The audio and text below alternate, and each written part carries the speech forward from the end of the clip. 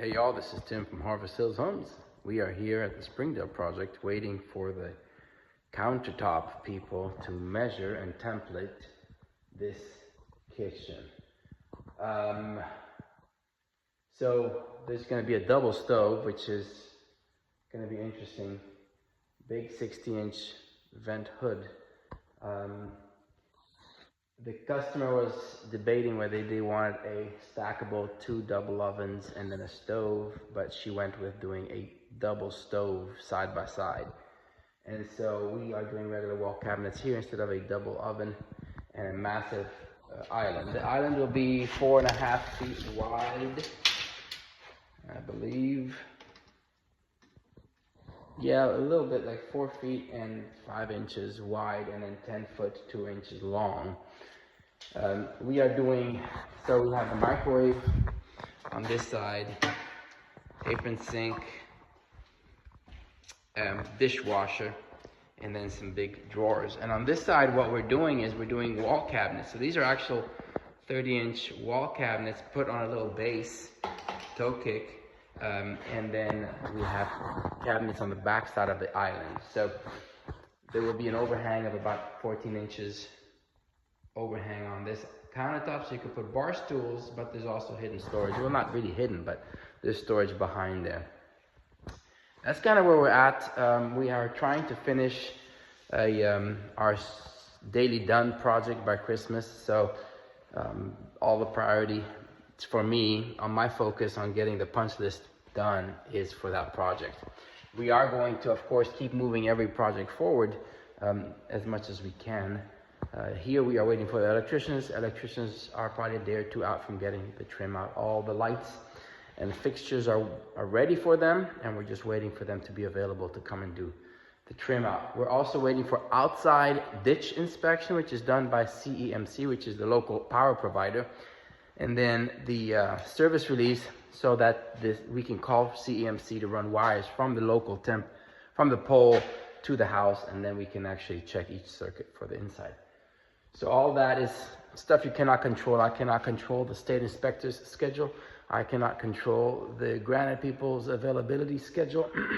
I cannot control the electrician's schedules. I cannot control any of my subs' schedule. I can demand that they show up a certain time, but that's not how it works, because they all work for a bunch of other builders too. Plus they have their own customers. And then, you know, when I can say, hey, this is a priority, that this happens this date, this time frame. But we all have to be flexible with each other because we need each other. And so we try to push jobs as fast as possible, but sometimes you're up against the wall and there's really nothing you can do but wait for them to be available or for product to come in. This morning I had a unpleasant conversation with a vendor and I had to fire them. I was like, look, this is unacceptable that you take us for a ride for 3 weeks and are not responsive on the material we have ordered without any update. We ordered something, I'm going to keep it vague because I don't like throwing vendors under the bus. We ordered a substantial equipment that cost $10,000, and they said initially, yes, 7 to 10 days before the piece of equipment comes in. Once it comes in, we'll schedule the install, and we're waiting on a bunch of other things that have to be installed around this piece of equipment. And so 10 days pass, I call for follow-up, they ghost me. I leave voicemails, emails, text messages, give them a couple days, call back, nothing. Give them another couple days, call back, no response. And I finally get a hold of somebody on the phone, and it's like, oh yeah, there's a delay in the delivery of this thing. And I was like, okay, well, can somebody call me with an update on options? They never call back. I call back to the office to say, oh yeah, our owner's gonna call you back in an hour. 3 weeks of this where they're gonna call me back and they never do. They're gonna answer the phone, they never do. They're gonna send a text message, they never do. They're going to respond to an email, they never do. I don't deal with that. I know we all have to be graceful and we have to be patient, but we also have to be professional. And if a business cannot answer the phone and cannot say, hey, I will be there at that time and then be there at that time. And if something comes up, just call people and say, hey, this came up. You know, stuff happens. Stuff happens to me too. I blew my transmission last year, and you know, for a couple of days I had no vehicle. That stuff happens. You have a flat on the way to a project. All you got to do is let them know, hey, I'm running late. That's not rocket science. That's basic communication. So after 3 weeks of showing patience and grace, I just called them an hour ago and I said, you know what, forget it. I'm coming by this afternoon to pick up the deposit. The money we paid you, we want it back. No questions asked. I'm going to come at this hour. I'm going to pick up a check. So the check better be ready.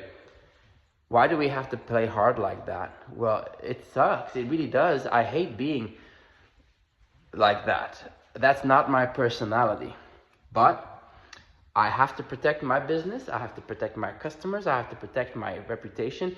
And if I do business with other businesses that are not professional and that don't keep their word and give you the runaround, then who looks bad in the end?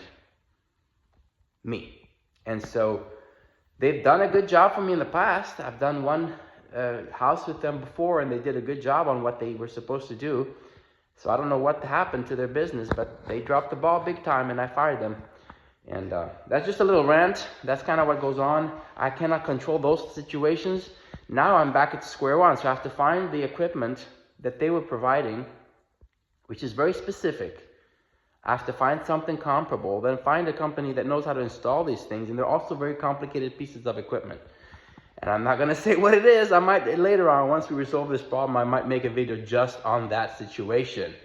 I'm not in the business of tearing people down. I'm not in the business of embarrassing other businesses at all. Nobody wins in those situations. But they were losing a good customer. And so it is what it is. Tim from Harvest Hills Homes. See you on the next one.